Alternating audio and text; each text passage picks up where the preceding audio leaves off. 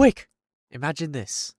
You're a piece of frozen land in Siberia for hundreds of thousands of years, full of trapped ancient organisms and plants, but then, suddenly, you notice yourself melting quicker and quicker with the passage of time, giving microbes more food to eat, releasing methane in the atmosphere, damaging the environment and warming the planet, speeding up your melting process even more.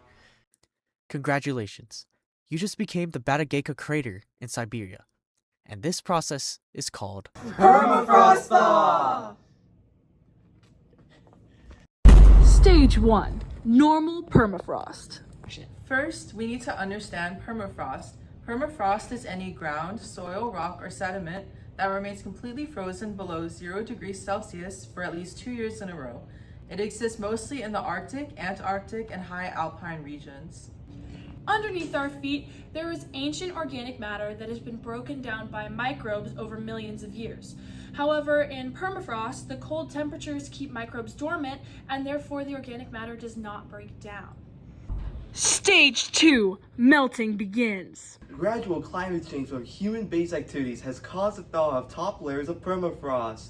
This allows dominant microbes to awaken and begin breaking down the preserved organic matter. Thawing grounds often become swampy due to loss of melted ice, which slows down the absorption of oxygen in the soil pores. When microbes break down organic matter in the absence of oxygen, they emit methane rather than creating carbon dioxide. Stage 3 and Stage 4. Methane and a positive feedback loop. Methane, an extremely potent greenhouse gas, then is released into the atmosphere and creates even more trapped heat, which only leads to even more permafrost thaw.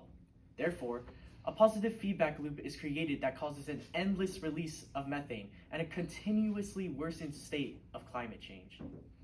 Permafrost thaw is evidenced by physical, chemical, and ecological changes in Arctic and alpine landscapes.